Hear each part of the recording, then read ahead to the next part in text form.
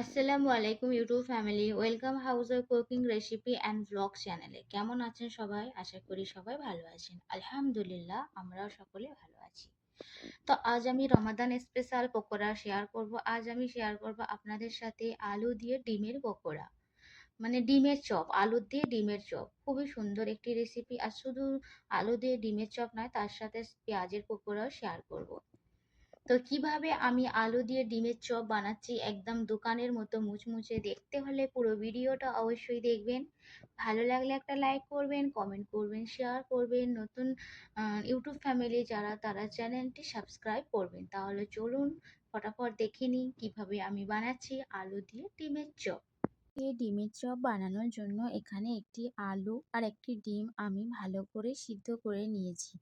তারপর আলুর খোসা ছাড়িয়ে একটু ভালো ভর্তা বানিয়ে নেব, আলুর ভর্তা বানিয়ে নেব।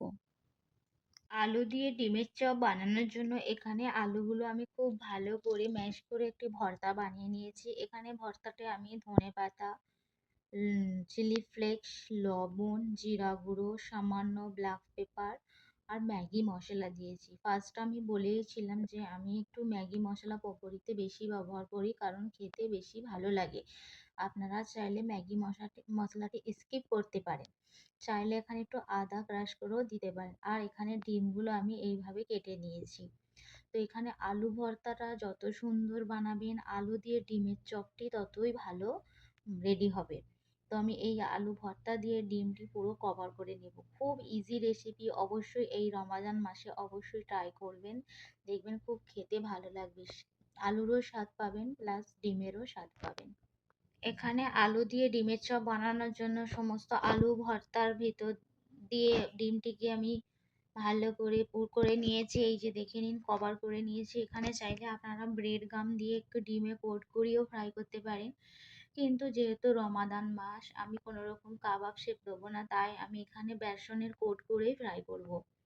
তো খুব খেতে ভালো লাগে জানেন তো। আলু ভর্তার যে চপের যে স্বাদটি পাই সেটিও পাবো, প্লাস ডিমের চপের যে স্বাদটি পাই সেটিও পাবো। আর একটি ভালো ট্রিক কি জানেন, এইভাবে ডিমের চপ বানালে ডিমটি ফুটবে না। অনেক সময় শুধু ডিম দিয়ে যদি চপ বানায়, ডিমটি খুব ফোটার ভয় থাকে, ভয়ের কারণ থাকতে পারে। কিন্তু এইভাবে আলু ভর্তা কভার করে ডিমের চপ বানালে খেতেও দুর্দান্ত লাগবে, আর ডিমটি খুব সেফটি ভাবে চপটি হয়েও যাবে।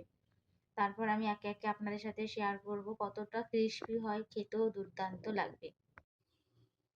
এরপর ডিমের চপটি ফ্রাই করার জন্য এখানে আমি 2 কাপ মতো বেসন নিয়ে নিয়েছি, তার সাথে সামান্য বেকিং পাউডার নিয়ে নিয়েছি, হলুদ গুঁড়ো, সামান্য জিরা গুঁড়ো আর স্বাদ মতো লবণ নিয়ে একটি স্মুথ পেস্ট বানিয়ে নেব। পেস্টটি না ঠিক করব না পাতলা করব, মিডিয়াম রাখবো। করে তার মধ্যে ডিমের এই যে চপটা রেডি করে রেখেছি সেটি কোট করে ফ্রাই করে নেব। এখানে বেসনের পেস্টটি আমি খুব ভালো করে ফেটে নিয়েছি। একটু দারদারা আছে, কিন্তু আমি আরও এরকমভাবে ঠিক একই লেভেলে এইভাবে ফাটতে থাকবো, একই দিকে ঘোরাবো যাতে হাওয়া না ঢুকে যায়। আর খুব ফোলা ফোলা ক্রিস্পি একদম দোকানের মতো মুচমুচে ডিমের চপ রেডি হয়। ঠিক এইভাবে একবার রমাদান মাসে ট্রাই করবেন, ডিমের চপ খুবই সুস্বাদু রেডি হবে।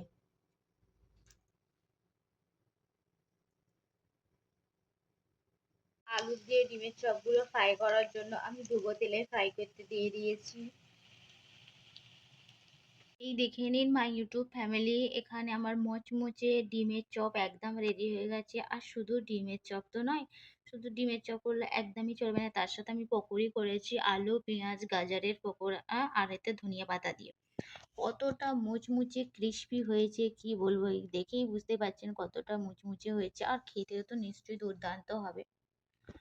তো আর ফ্রেন্ড, আমার ভিডিও যদি ভালো লেগে থাকে, প্লিজ একটা লাইক করবেন, কমেন্ট করবেন, শেয়ার করবেন। নতুন ইউটিউব ফ্যামিলি যারা, তারা চ্যানেলটি অবশ্যই অবশ্যই শেয়ার করবেন আর সাবস্ক্রাইব করবেন। আল্লাহ হাফেজ সবাইকে।